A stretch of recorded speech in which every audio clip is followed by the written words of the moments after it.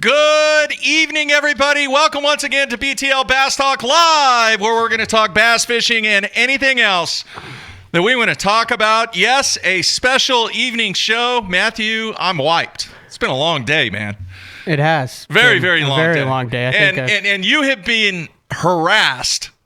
Is that the right word? About what the results are? Not harassed. Our questions. little derby. I've had 4 or 5 emails and several messages. All right, here. I'm going to say this right now before we even get into it, because we're going to talk about it. Got a great show tonight. We're going to have Bryan Thrift on. Is this the first time we have had him on BTL? I think so. We have not. We have. That is a crime. In all the years. Whoever I think it is books the first for time. this show. And that would be you. Who's the booker for this? That would be you. All right. That guy needs a stern talking to. Okay, now, if I would have set the odds for this event. What event? That we had today. Oh, do you want me to set the table briefly for those who don't know what's going on? We just, every year, the last 6 years, we take one day in the spring and we go to Lake Arbuckle and we try to catch fish on the beds. And I fish out of my boat and you fish out of and then we put like a boat. case of beer or lunch or dinner or whatever on it. We should, in hindsight, we should be putting a lot more. But anyway. In whose hindsight? In mine. Why? That's a stupid bet. I'd never do it. I know. All right, because I'm going to explain. All right, here. If I was setting odds on this whole deal that went down today, I would have been probably 50-1. Why? Well, for one, ask me how many times I've been not just to Arbuckle, but on the water this year, and actually the last probably 8 months.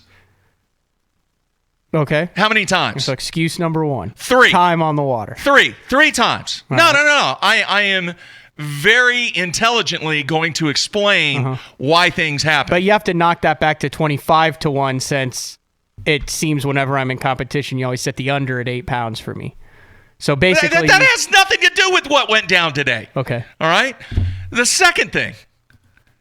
Ask me how many YouTube videos and how much time I have spent perusing the internet trying to find the latest technique or fine-tune my bass fishing game. What the hell does that have to do with catching fish at Arbuckle? Hang on. How many? Do you really want me to ask you this? Hey, Mark, how many? That would be 0. Okay. That would be 0. Okay. All right. So you're saying that because I watched Scott Martin's Lake Cumberland YouTube video, you're entrenched in it, dude. You are knee deep in it. Well, I mean, it is my job. So. Catching fish is your job? No, the business side of it, the media side of it, and the videos and all that stuff. But I'm not talking about tournament information. I'm talking about how-to videos and all that. You're right. That is part of your gig. Still part of my job. That's part of your gig. But you are knee deep in trying to find an edge for the Nichols tournaments, for the Federation, for everything that takes place. That's part of the game, right? There is no edge for the Nichols tournament on YouTube, Mark. Please. All right? I hear you. Yes, absolutely. Okay. I want to feel I haven't even been there. I've done nothing to improve my game. Okay. Yeah, right? You do. You fish with Ed Barton. We fish the old man's tournament, of which we show up and pay and go. You fish fish and chips with Ski Reese. That was 5 years ago. That's fine. 5 years ago. I'm just saying. You're reaching now. All right. And then the final thing is, I would classify the Grasshopper as a seasoned amateur professional. Do you know what that means? A seasoned amateur No, I do not know what that means. Come on, man. Try and cipher that one. No clue. It means I kind of know what I'm doing. No. Figure it out. All right. Seasoned, which means you've done it a lot. Yeah. All right. I've been tournament fishing since I was 13. Amateur, because you're not a professional, right? Hell no. You're an amateur. Yes. But you're a damn good amateur. At times. No, you Other are. Times You are. Okay. And then professional is the classification of amateur that I would put you in. You're one of those dudes that tinker and you're anal about everything, and just you're doing everything you can to improve your game. You wouldn't say that if you saw me at the boat ramp this morning getting my rods ready. We'll get into that. All right. Do you agree with everything that I said? Yeah. I mean, there's a lot more professional amateurs out there than me. But there are a lot. Yeah. All right. But you're good, though. All right. Case being point. I don't know where you're going. You got to be setting me up for something, because that almost sounded like a compliment. No, it was. Okay. All right. I'm telling you that you are a hell of a lot better angler than me. No, but I mean, you have fished Arbuckle for 20 plus years. Okay, so let me explain what I did today. That was a great segue. I fished the entire day, probably 90% of the day today, in places that I haven't been to in probably 20 years. All right, I was just like, somebody made the suggestion, and I don't even know who it was. Do you remember who it was that said, well, you've been doing the same thing for 6 years in a row. You might want to change it up, Jeffries. The last time you fished those places, I was in junior high. Yeah. How'd they look? It was good. It was good. All right. I'm calling that one fish that I caught, the fish, I'm going to call it a 6-pounder. I'm rounding up. I sent the photo to you, but we had. Oh, I didn't. We were trying to get everything up. I caught a going, 6-pounder. So we didn't. Yeah, right. Jeffrey's caught a 6-pounder with some funky looking lips on it. Yeah, but here's not what release lips. It was just like a weird. Here's what I did. Everybody gives me grief about, all you like to do is throw a topwater and Carolina rig and fish deep and fish clear and blah, blah, blah, blah, blah, blah, blah. Today, folks, I went grinding. What did the skag look like? I have put 65 hours on that bass cat that's sitting right out there next to the studio here. Yeah. Not a scratch on this. I mean, dude, I don't think you've been in a foot of water. Well, it just so happens that's the events that I fished out of it so far. It's not that I'm scared to get up there, but I mean, you haven't needed it. It was immaculate, and I look at the bottom of the skeg. Now, granted, Bobby Lane once said, show me someone who has a skag and I'll show you someone who doesn't catch fish. Right. So what I did today. But you put a scratch or two on it. I did, because I fished probably in 2 feet of water or less 90% of the day today. Mm-hmm. Right. And the lake that we're on, it has a slot. You cannot weigh in or bring to the scales or whatever any fish in between 13 and 16 inches. Mm-hmm. So I did not catch a single fish today less than 13 inches. I caught one fish over 16 inches, a 6-pounder, and then I caught 10 more fish that were in the slot. Bottom line, year number 7, I got my ass handed to me once again. I have no problem by a lot. Giving up the case of beer. I could not get that over 16 bite. And I thought I was doing the right thing. I saw 2 fish. I saw an 8-pounder, and I saw a double-digit fish that I probably spend 2.5 hours on both of those fish on the beds. Other than that, those were the only 2 fish I saw on the beds. Other than that, it was 2 feet of water or less, dirty water, spinner baiting, just chucking everything that I could by every lay down, every stump, every twig. And all I had was a 6-pounder to show for it. So I got my ass handed to me again. I started out and I spent 5 minutes in each section of the lake just to see what the water temp was early in the morning. Then I started hucking the Alabama rig because there was no rules that we couldn't throw it. You know, we should have brought that up, but that's all right. It's all good. It doesn't matter because I caught 50 sand bass on it and not a single weighable bass. But it was because the sun hadn't been up or anything. Yeah. And then I went up the river and I saw you up there and I caught a 2.5-pounder off a laydown on a spinnerbait. Yeah. But I knew you had just flogged that area thoroughly. Dissected it. So I went back down, and I had that one for the longest time. And I recently discovered the Ned rig, the joys of the Ned rig that everyone else has been talking about. It's like the damn biffle bug. I was 2 years behind on that somehow. I mean, I had them, and I just didn't get it. Well, I kind of got the Ned rig last week. Yeah. And so I started hucking that around. I caught a little short there, and then I channeled my inner Lake Hartwell classic and started skipping a wacky rigged worm around, and caught another short that way because I had seen you twice that you only had one. I had one, and I said, well, if Mark doesn't catch another one, and I've got a 2.5, and I put 4 1-pounders with it, that's a winner. Yeah. So then the water started to climb there, and I found a little area that had 62, 63 degree water. And you know that's kind of scum that was on the surface? Yeah, it was weird. Yeah, well, there were holes in it, and you could see beds through the holes. Those are the only beds that had fish on them. So I think I caught probably 8 fish off the beds today, my 2 biggest, and then some slots, and then filled out. Water temp in the creeks, in the river, it was 65. Oh, really? Yeah, no, 64, 65. 58 to 62 where I was. So I ended up with 3 over is about 12 pounds. Yeah. He kicked my ass, folks. Bottom line. But I told Jeffries that my new beer of choice, we're not sponsored by them.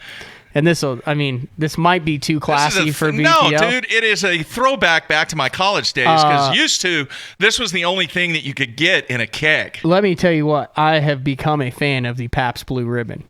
The PBR. So because of the price, a 30 rack of PBR. It's a cowboy beer, man. Would be, I am dating a barrel racer. That's true, man. It's a cowboy beer. A 30 rack of PBRs it'll run you about $6. All right. I'm glad we talked about the most important derby that was going on today. Dude, this was not, all right? It is a full-blown schedule going on. We've got the Open taking place here in Oklahoma. Central Open, the second Central Open of the out of Muskogee. And then we have the Costa going on at Table Rock. Then we have Grand next weekend. And Smith Lake for the FLW Tour. Crazy stuff. So 4-4. So a lot of stuff going on. All right, we're gonna get to Bryan Thrift here in a minute. We're gonna talk about some of those events here in just 1 second. I have to bring this up because I know you've received a lot of feedback, and I didn't tell you this because I wanted to save it for the show. What did I tell you last night? I said, "Hey, let's meet at 4:30." And you wanted to meet at 4:30 in the morning. I had to get my breakfast, man. Old men like me have to have breakfast. Okay. So. You were late, and that was fine. So I wasn't late. I was on time. I just wasn't an hour early. I literally was on the water at first light. You were asleep when I was sitting at Love's, okay? Yes. But anyway, that's fine. But you didn't even try calling me. Why didn't you call and say, because I knew where you'd are show you? up. I knew you'd show Anyway, I had faith in you. I stopped in Paul's Valley on the way down there, and the McDonald's was open in Paul's Valley. This is, I swear on Bassmaster Magazine, this is the honest-to-God truth. There's two dudes in there getting coffee and sausage biscuits. One of the dudes' name is Dennis. The other one was Darren. And they kept looking at me. All right, I don't go through the drive-thru. I got to go inside, and relax. Mm-hmm. And they kept looking at me. And they kept looking. They go, "Hey, are you Jeffries?" And I go, "Yeah." He goes, "You're the BTL dude, right?" I said, Yeah. What's going on? He goes, "Man, I got to tell you, you were off your rocker about Sheldon Collins." He said that? Oh, yeah. Yeah, that was Dennis. He goes, "That kid is more than successful." And I just started cracking up. So then his buddy Darren looks at me and he goes, "Jeffries, I'm with you." He said, "We have argued about this ever since you guys did that show. You are 100% right. There is nothing successful unless you either go to the bank or win championships." I agree with you. Then, Matt, they start arguing right there. They're just like almost throwing down. Chucking McGriddles at each other. It was awesome. Sausage McGriddles. It was awesome. Now, obviously, they weren't throwing blows or anything like that. Yeah. But it's 5:30 in the morning, and these two dudes are going at it, kind of like you and I were going at it about Sheldon Collins and being a success or progress. Mm-hmm. So I also received several emails, some for me, some just like what Dennis said, that I was totally off my rocker, that he is successful. And quite honestly, man, that's kind of what this show's all about. When you could pull into McDonald's at 5:30 in the morning and two dudes are arguing about what you and I discussed, that's pretty cool. There you go. Pretty cool. So I wanted to save that for the show. So a big shout out to Dennis and Darren, who fish Longmire a lot. You ever been to Longmire? Nope.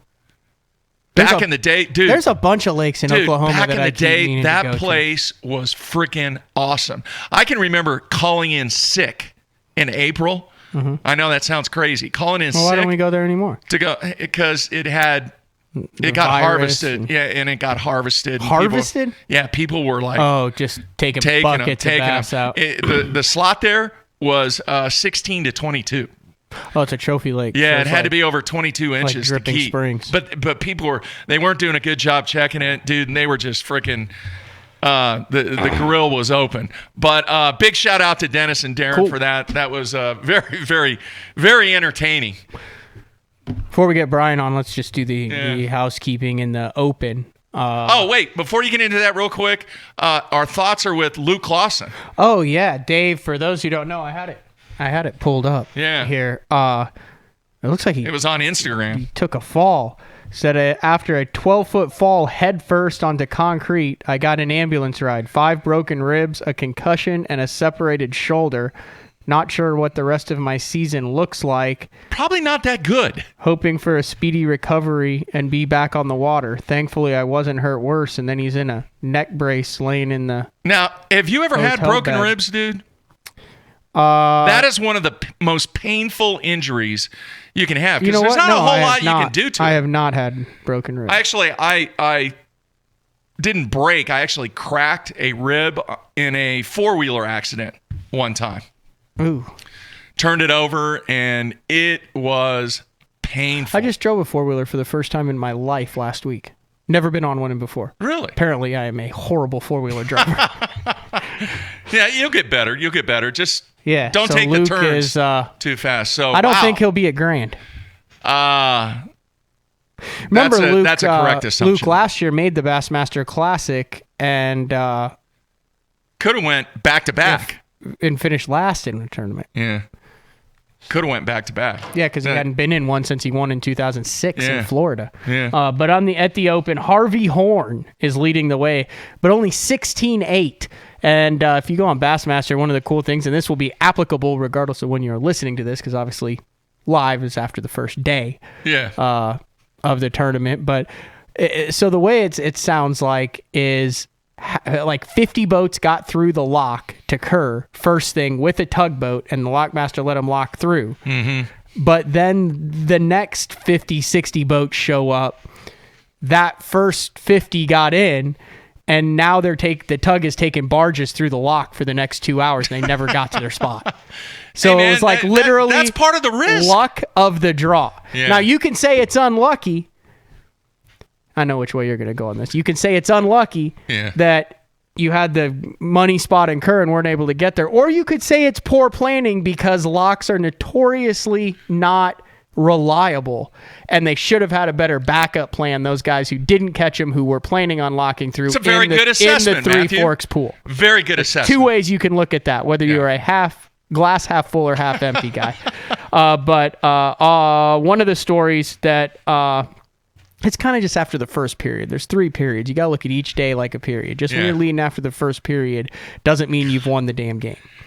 But when you get done, let me know, because I've got to address something on the instant feedback. It's like pouring salt on a after the wound. first period, Dean Sylvester is in the top 10. He's 9th. He is from Australia. He has fished for bass 3 times in his entire That's life. The impressive. Bass Nation Championship, the Bass Team Championship, and then he came over here as a boater, decided to fish the Open on the Arkansas River, learned how to flip and pitch in his backyard in Australia, had never thrown a Texas rigged bait before 6 days ago, comes down here, learns how to lock, learns how to run a boat. His co-angler flies from Australia to Hawaii on vacation to Atlanta, then rents a car, drives on the wrong side of the road, because remember, they drive opposite. You're right. Rents the car in Atlanta, drives up to South Carolina, picks up a 10-year-old Stratus from South Carolina in a rental truck,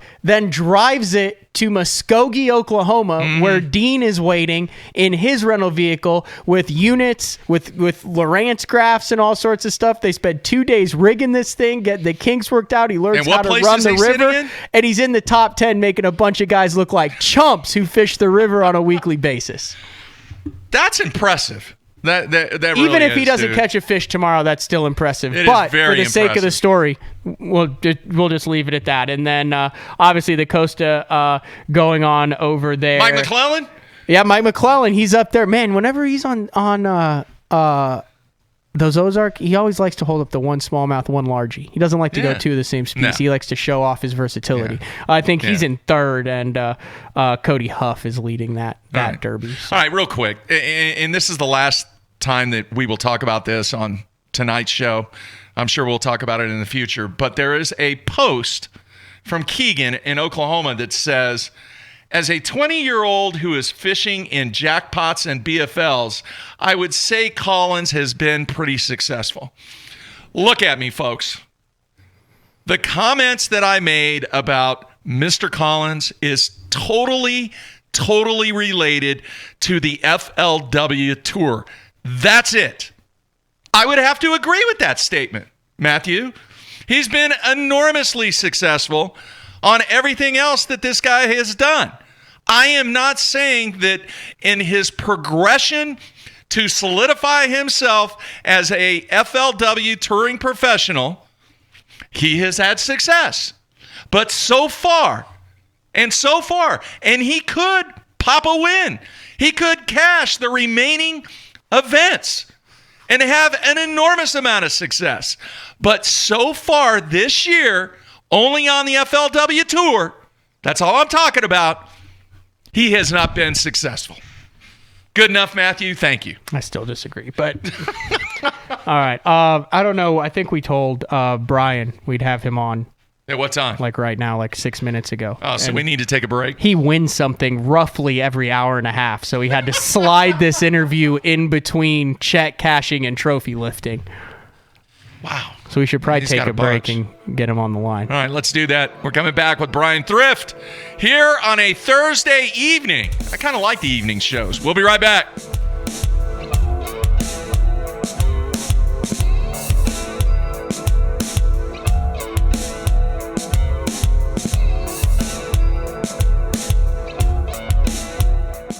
The most versatile fishing machine on Earth. Unparalleled resolution and clarity, with more agility, lightning speed, and brute strength. HDS Carbon takes rapid response performance and screen technology to an all-new level. Maximized power, maximized visibility. See Structure Scan 3D, new dual chirp sonar, new live network sonar, and more mapping options, all at the same time and faster than ever before.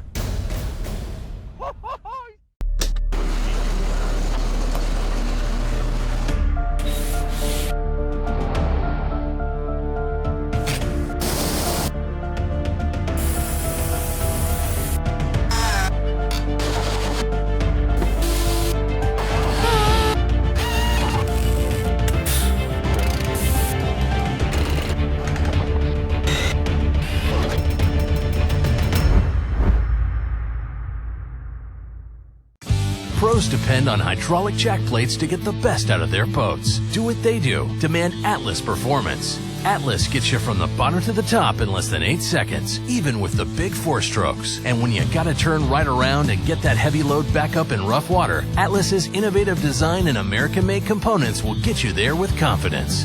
I'm at Depot. Just look for yourself. There's an Atlas jack plate on just about every professional's boat. The Atlas hydraulic jack plate. You can depend on it.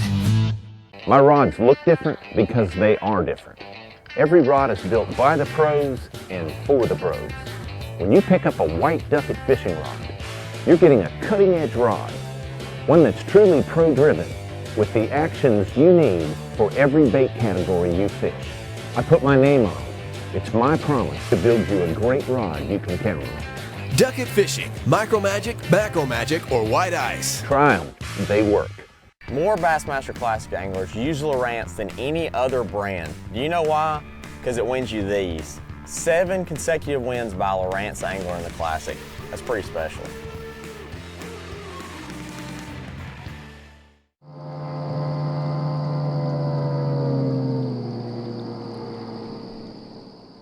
Hey guys, Russ Lane, Bassmaster Elite Series Pro. Man, I am so excited to be joining the AFCO Pro staff. They got some really cool, innovative products to help you have a more enjoyable, comfortable day while you're out there on the water. Really stylish, great functional clothing. You're gonna love it.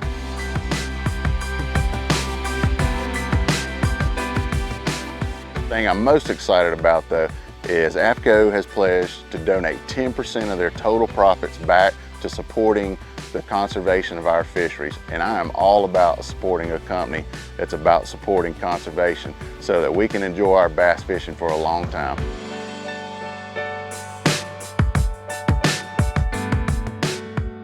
Check us out, AFCO.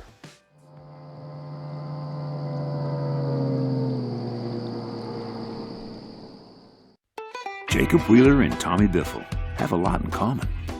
Flat bill. The perfect shape. You gotta love some white tackle. I know I have a spinning rod. I love my hammer crawl. Biffle bug, rigged on a hardhead. Well, they could be twins. Bifflebug, Hammer Crawl, Hardhead, from Gene LaRue. Let me help you, man. Let me help that hat. Whoa. There you go. I already look better. When I talk about Sunline, I think of one word, confidence. Sunline FX2 is what I use for all of my frogging and flipping. SX1 braid, which braid plays a big part in fishing line. Shooter, I'm going to use in those close quarter deals like flipping and pitching. One of my favorite techniques in fishing the tournament trail is to fish offshore ledges. We have taken the questions out of the equation. Take my word for it. It works. It works, dude.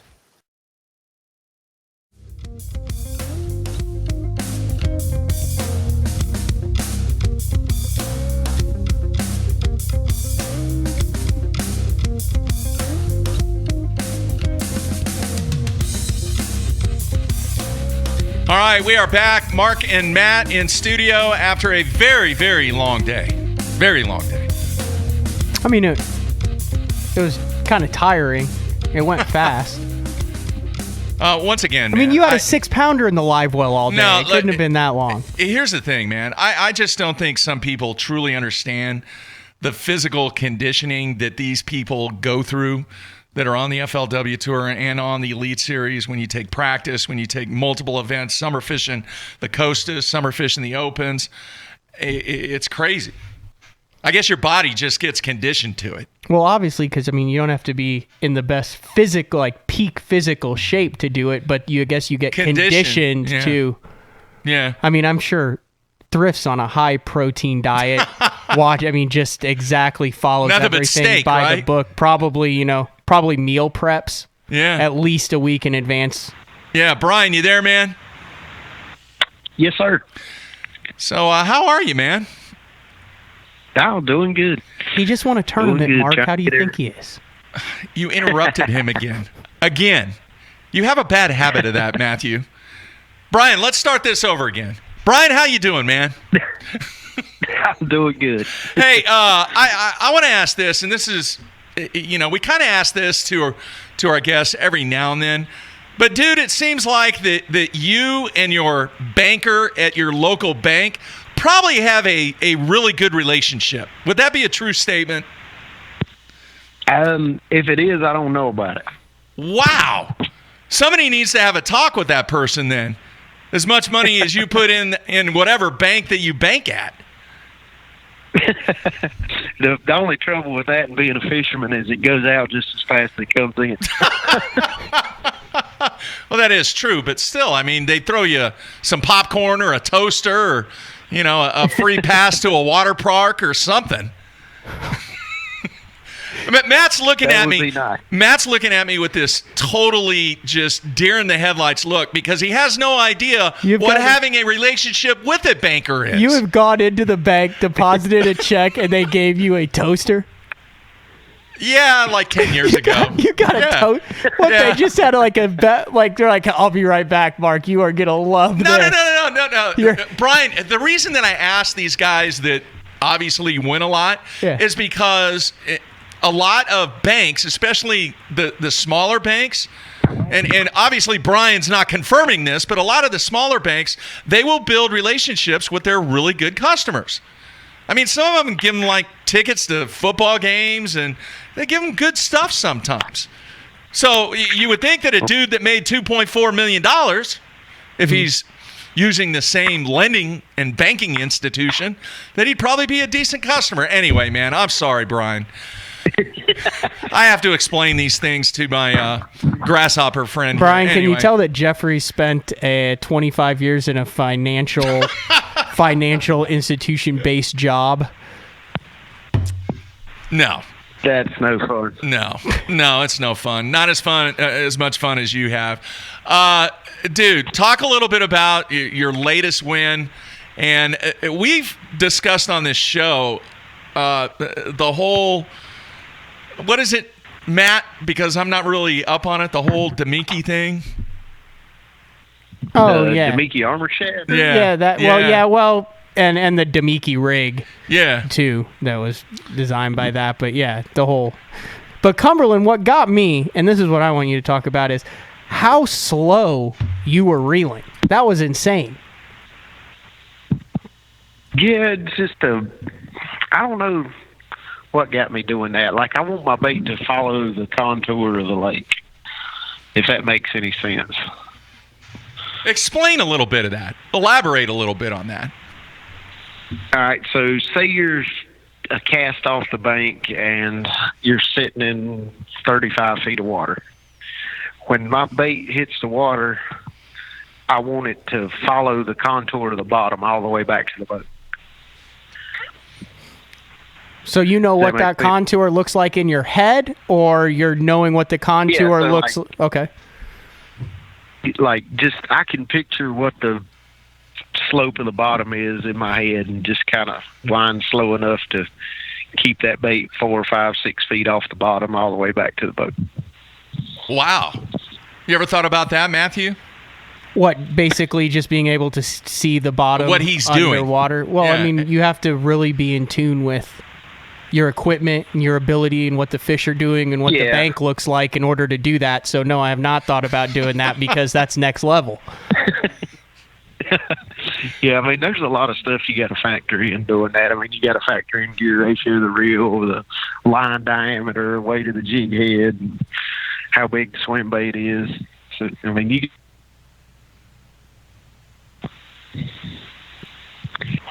There? He's still there. Oh. All right. Yeah, I'm here. So I got a couple buddies on the FLW tour, and we're just talking with one of them, and this is actually probably about a couple months ago, and we were just talking about different anglers, and he said, you know what? He goes, the smartest angler on the FLW tour, and then he paused. He goes, maybe even professional bass fishing, as far as intelligence-wise, is Bryan Thrift. He goes, all that aw shucks, I just went down the bank, I'm throwing it, and can I use this word? He goes, it's bullshit. He goes, it's total BS. He goes, that guy is so smart, and he goes, every once in a while he'll have a conversation that someone will hear, and they'll realize just how smart he is. And you kind of mentioned that with that. I mean, you kind of have a deep understanding of the game and how it works as far as a fish catching aspect of it. Right. Why? How does that work? What gives it to you and not the other guys? I broke up. I couldn't hear you. What is it that allows you? Because there's guys who've been doing it longer. There's guys who've done it differently. But what is it? And what Andy Morgan said too, the best in the game right now. What do you think that is that is setting you apart and able to understand it so well? I really have no idea. I mean, I've tried to figure out how to explain it, doing seminars and things, and I think it's one of those things you can't explain. I think it's something you've got to put time on the water and figure it out yourself, if that makes any sense, because I don't feel like I do anything different than anybody else does. All right, we're gonna go deeper into this. So you've got two trains of thought. No, we are. I'm gonna try to figure it out because I seriously want to know, and we don't ever interview you. So, all right, okay, we got two schools here. This is the way I'm going with this, Brian. Stay with me here. You've got the Rick Clunn, Randy Blockett, like Mother Nature, Earth, physics, action, reaction, that whole kind of like Zen, like spiritual thing, and that's why you catch the fish. And then you have the whole group that's like, dude, it's just a fish, it's a fish, and there's no reason why you're catching it, and you can't connect to it, and you just go out and catch them. Where do you stand in that? Can you relate to both sides, or are you lean more towards one or the other? I lean more toward it's a fish. I'm not into the nature and all that type aspect of it. I think I kind of thought that. I kind of thought into that. Okay. Well, I wanted to know. My train of thought's always been like, people always want to know why, and there is no why. The why doesn't matter. It's just because that's the way it is at this particular moment.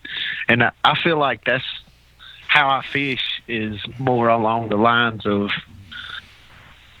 all fish aren't doing the same thing. There's always a group of stupid fish that's doing something they're not supposed to be doing, and nobody's fishing for them. And I try to find stuff like that, I guess. I need to find the stupid fish. I'd probably do a little bit better. I'm on the stupid fish pattern. All right, Bryan, I want to know how much work, if you split it up in percentages, just 50-50, 60-40, how much time do you spend prepping off the water compared to on the water? A lot. Probably at least a couple of hours every day if I'm between tournaments. And well, like this week, I got home Monday night, and I've been working ever since Monday to get ready for Smith. I mean, I spent all day today piddling with tackle, getting the boat organized, and all that. What about research? Do you do a lot of research, or do you just kind of show up with a game plan, kind of what you've thought about, and then try and execute really what takes place during practice then? I don't do that much research. I'd say pretty much the only thing I do is I'll start checking weather patterns like a week before the event and just see what's going to happen during the tournament, extended range forecasts and stuff like that. And that's about it. One of the things I also thought interesting is a lot of guys would say, man, I wonder how Bryan Thrift does it. Always just says he goes out and he goes down the bank and gets lucky. Well, now with FLW Live, people get to see how it goes down and what goes down and how your day unfolds. You've always kind of played it a little close to the vest as far as patterns and things like that and specific stuff. How has FLW Live changed, or has it changed the way that you fish and the way you kind of go about what you use and stuff like that? It hasn't changed anything. I mean, I still fish exactly like I did before they started the live stuff. I mean, and I absolutely love the live fishing. Like, I think that's one of the best things they've ever done.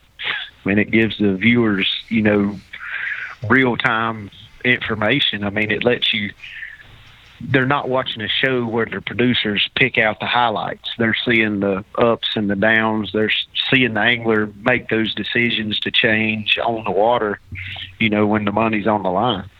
Do you ever go back and watch it? No, I haven't went back and watched any of them. That's interesting. We've had... I don't know how. Dude, man, you're a techie now. You have your own podcast. You have your own show. You are a techie. Well, I go to FLW's homepage and I don't see it on there, so that extends my search operations. Oh, jeez. All right, I want to go to the instant feedback real quick. Rick B. in North Carolina wants to know, how many individual bass have you caught on Moss Lake? I don't know, a lot of them. I don't think I've caught them all yet, but I hope to one day. What's so special about Moss Lake? There's really nothing that special about it. It's close to the house. It's 15 minutes from my house, and if I've got a couple hours to kill and want to go fun fishing, that's where I go. And it's a fun lake to fish. I mean, Spots got in it probably 6 or 7 years ago, and you can just go, and sometimes you can get a lot of bites. Go fish 3 or 4 hours and catch 20 or 30 and have fun. What's the longest you've gone without being on the water in the past year, Bryan? Probably 10 or 12 days. Was that like what, Christmas and New Year's? Nah, I fish more then. Really? Probably over the summer. Like probably this past summer when ICAST. Well, I went fishing after ICAST. Me and my wife went on a vacation this summer. I didn't fish for like 10 or 12 days, I think. But outside of that, it's pretty much every day. Not every day. I mean, I try to go once or twice a week, at least, if not more. All right, Derek and I turn into more of a fair weather fisherman when I'm home. As Matt laughs at me because I say that all the time. Hey, in order for Jeffries to go fishing, here's the conditions, Brian. It's either got to be, the water's got to be in the 70s, it's got to be overcast, rainy, and he has to have at least 3 friends who've been catching him on a spook with specific spots on where that spook bite is going down. Or hey, that sounds like good time. Or he has to send a scout to the lake to make sure they're on the beds, and then wind's got to be less than 5. Oh, jeez. You're really reaching. All right, Derek in North Carolina wants to know how much you enjoy doing your podcast show. Oh, I love it. It's fun. I mean, it's kind of just like hanging out at a tackle store, just talking to everybody. I don't know if you watched a lot of it. I tend to watch it because they get into the stories, and one of the just some awesome stories that you guys get into as far as like how you found the baits, how you use the baits, the tackle, the technique. There's really nothing out there that's like it as far as candid of you guys just off the cuff kind of really telling. I mean, didn't you have a deal where you like showed like literally your tackle boxes and stuff? Yeah, and we're going to start doing that more often. We'll probably do that on the next episode. Hey, our good friend Dave in South Carolina wants to know, how long did it take you to warm up on the final day at Cumberland? Said it looked pretty freezing. Oh, Lord. Oh, I was froze. I'm going to start it from the beginning. So I bought some new boots, and I must have misread the label. I thought they were waterproof, but it turns out about 8 o'clock Saturday morning they're not waterproof. So I'm squishing water between my toes for 9 hours all day, and I'm froze to death. And I did not get warm up till I got back to the condo and run every bit of hot water out of the hot water heater. Wow. Yeah, it looked a little chilly. No, I was froze. All right, Josh in Missouri wants to know, do you consider yourself old school, or do you consider yourself kind of a combination of old school and new school with all the new techniques? I consider myself a combination of both, because a lot of old school lures, I mean, they make a return. Everybody forgets about them, and it comes back. What's one that everyone's forgotten about that is starting to make a comeback now? Well, I mean, this last tournament was a spinnerbait. I mean, there haven't been that many fish caught on a spinnerbait in 10 years, I don't think. Yeah, we talked about that, 4 or 5 years ago. We were trying to recall how many tournaments were won using a spinnerbait, and it has not been that many. So that's the whole year. I mean, you look at the Costa on Grand, and I mean, there's been a number of tournaments, and not just one style of spinnerbait. I mean, you're talking big 3/4 double willow leaf, you're talking double Colorados, and a number of tournaments this year. Lake Martin, that and Elites actually caught some on it, where a spinnerbait is played major. I guess it's just kind of the weather systems that have been going through this year. Yeah, I think it's a combination of that and the fish population. I mean, you take a population that's their whole life they've seen spinnerbaits, and then eventually that population of fish is going to die off and replaced with a younger generation and everybody's kind of forgotten about the spinnerbait and put it to the wayside, and so those fish hadn't even seen it. Hey, I think it works like that with a lot of older lures. It's a good point. All right, Dave wants to know where you rate Santi Cooper on your list of lakes. Oh, it's one of my favorite lakes in the country. There's more big fish in Santee than any other lake in the United States that I've been to. Wow. We saw the last time I was at Santee was when what was the dude's name? Beef O'Brady. Preston Clark. Yeah. That was his sponsor. Hey, that's a good sponsor. That's his legacy now. The only thing you think of when you think of Preston Clark is Beef O'Brady. They did a good job. It just stuck in my brain. I couldn't remember the dude's name, but by God, I knew who his sponsor was. That would be like that. It would be like, who's that guy? And I got a picture of it right there in the studio. Oh, yeah, there he is right there. He is. He looks happy. He was extremely happy. That'd be like, who are we interviewing? Damiki? Demiki, we got a question. Oh, jeez. That's a good job by that company, and he's not even fishing anymore. All right, back to the instant feedback. Let's see here. Mark in Minnesota wants to know, what is your interest level in fishing MLF? I would definitely be interested in it.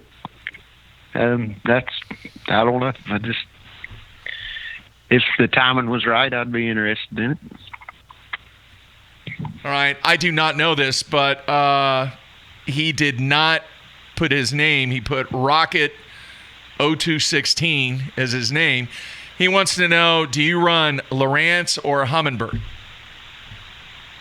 I actually run them both. Really? Are you sponsored by both? Nope. I'm not sponsored by neither one. Huh. Are you sponsored by another one?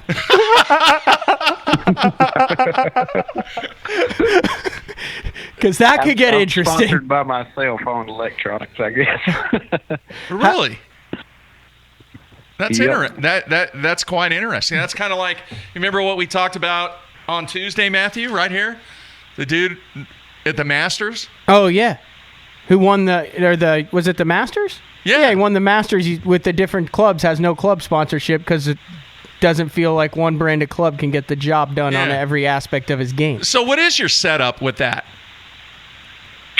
I have one Lowrance and one Hummingbird at the console, and one Lowrance and one Hummingbird up front. All right. Which one's... I assume you prefer the mapping on one and the down and side imaging on the other? No, I like the mapping on both. I mean, each of them are different on different lakes, and I want to make sure wherever we go, I've got the best map that's out there. So, I mean, one lake, the Hummingbird mapping will be better, and one, the Lowrance mapping may be better. You don't see that often, Matthew. No. That's I'm trying to think who else runs. And I could be incorrect on this, but doesn't Randy Haynes have like 9 different types of units on his boat?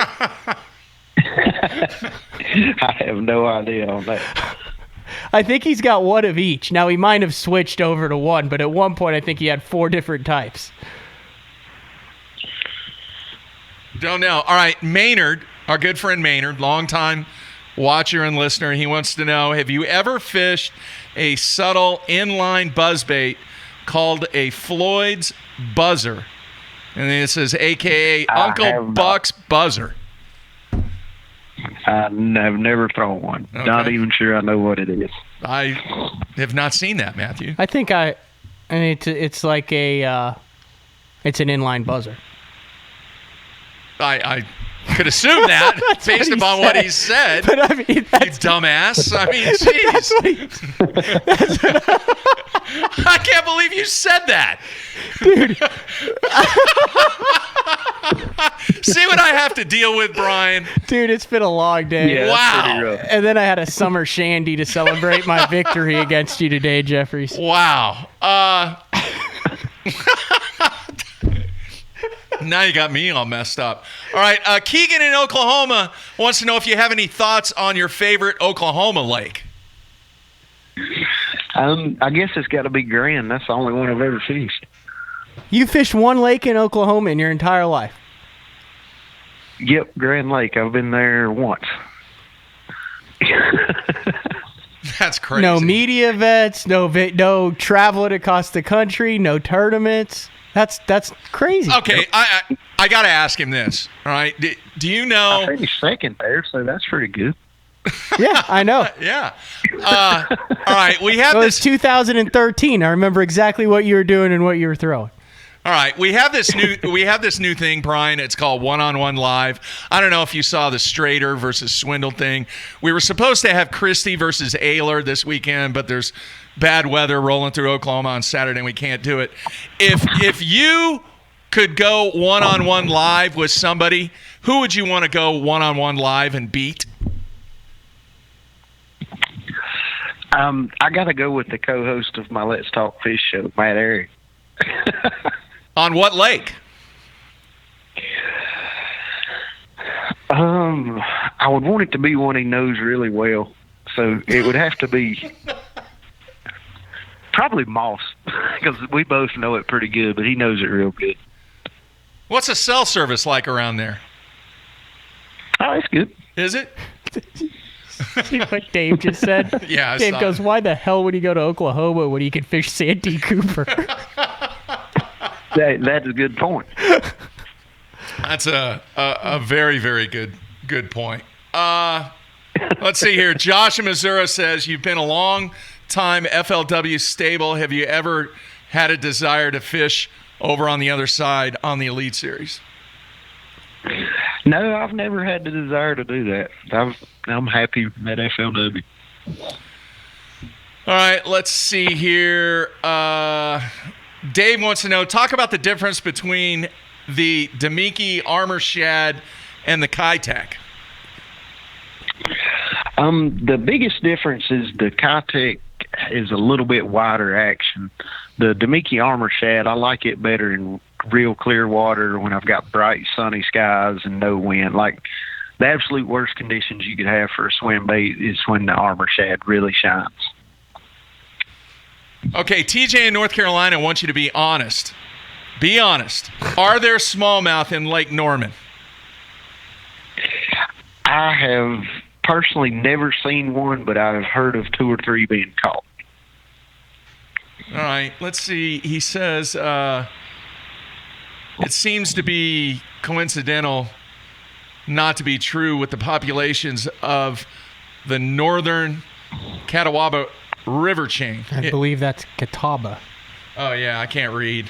Claire, Rocky, still gets damn cold in the wintertime. I don't know.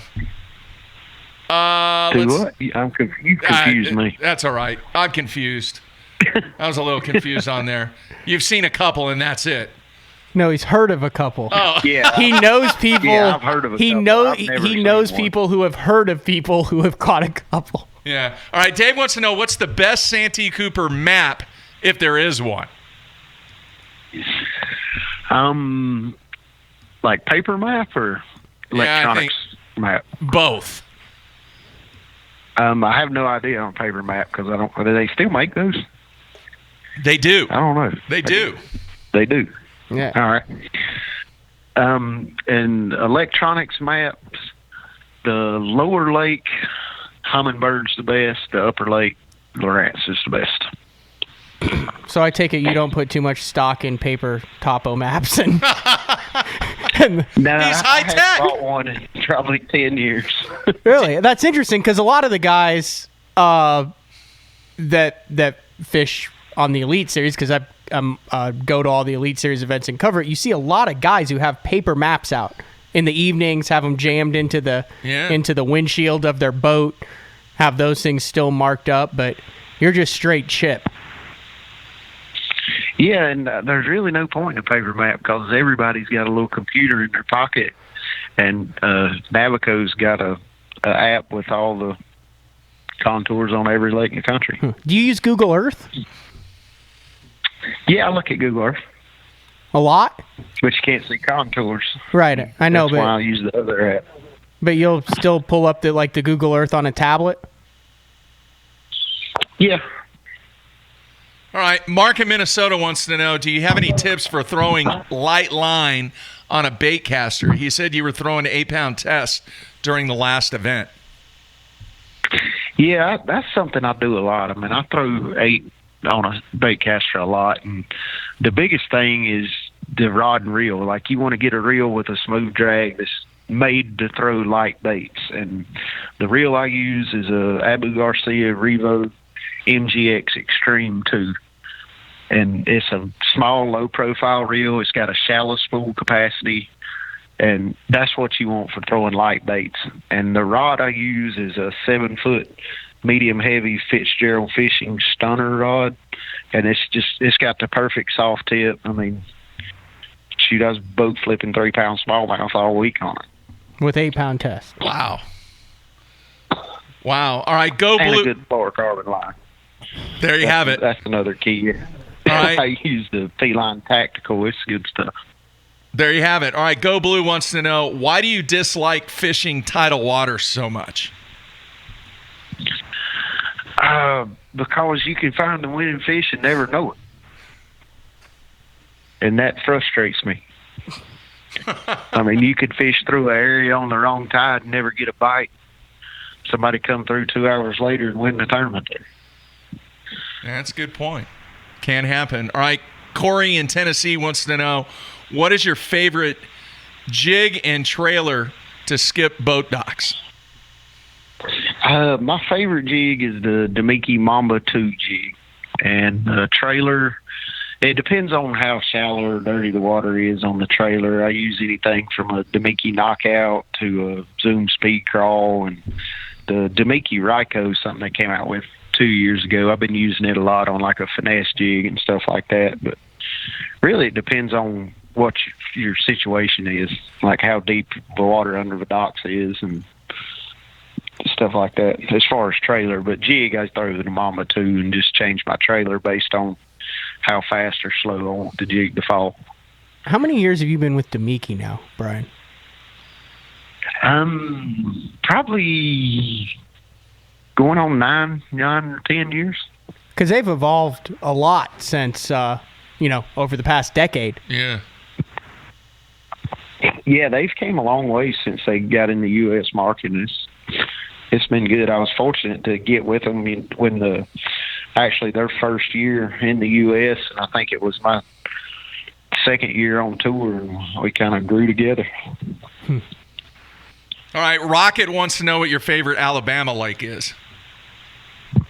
Alabama Lake, Eufaula. Yeah, it's been a while since... No, you guys went to Eufaula, what, 2 years ago? 2 years ago? 3 years ago? 15, I think, was the last time. 3 years ago. Yeah. Huh. Have you been to California? Yeah, I go out to Clear Lake once every year and film with the Mickey. What do you think about Clear Lake? It's a good lake. You guys should have him change that photo shoot to Oklahoma. Clear Lake's good. It used to be. Last year it wasn't that good. I mean, you still caught a lot of fish, but I mean, I've been there twice, and you catch 40 or 50 over 5 every day. I mean, it's crazy when it's good. Hey, Dave wants to know, do you change the skirt out on the Mamba too? No, I don't. I like the skirt because it's got 2 different sizes of material. It's got like a brown living rubber, and then it's got like a flat wide strip of rubber, so it kind of gives you 2 actions. It's a different profile. All right, if you could have anybody in the bass fishing world on your show as a guest, who would that be? That's a hard one. There's a lot of people. I mean, is there that one person? Man, we've got to get him on the show. I don't know. I guess I would want like one of the guys that started it all, like Ray Scott or somebody like that. Irwin. Could you get Irwin on? That would be awesome as well. Yeah, it would be between those 2. I would want somebody that started the whole process just to, talk to them and see, like, what were they thinking when they came up with this idea? Like, hey, let's start a national bass trail. That would be cool. That would be cool. I tried to get Irwin on once. I went through all the proper channels and everything. I got nowhere with it, Brian. They said that the drawbridge to the moat that goes to his castle is up and will not come down for interviews. All right, man. When are you leaving for your next event? You leaving Sunday? No, I'm leaving Saturday. We'll start practice on Sunday. Yeah, remember they do this Sunday, Monday, Tuesday, then a day off. Yeah. So his 20 pounds can rest. And then it picks. I like the day off. That's the best thing that's ever been for a bass tournament. That is cool. That is great. That's a good idea. Leading the Angler of the Year yet again, coming off another victory yet again, and you just stand up there and grin and take the giant 3x5 checks. What do you do with all those checks? That's my question, because you've got a bunch of those big foam checks now, and those things cannot be easy to store. The Happy Gilmore checks. Yeah, what do you do with all those? Yeah. I get them framed and hang them in my office. So it's basically wallpaper. Kinda. Wow. All right. Very cool. He's got a bunch of them. 3 more. 3 more to completely cover the wall? I don't think that's going to be an issue. Well, wait, this is the 5th, 6th. Well, yeah, there's 3 events left, so. It will happen very soon. Hey, Bryan, man, we're going to let you go, but best of luck to you, man. You're a superstar of this game, and very cool show that you're doing with Matt, and best of luck to you. Good luck next week, and maybe we can get that one-on-one live thing going. I don't know. I'm going to look into it. That sounds good to me. That'd be cool. All right, you take care, Bryan. Yes, sir. Thank you, guys. All right, man. See ya. Bye. All right, there you have it. $2.4 million.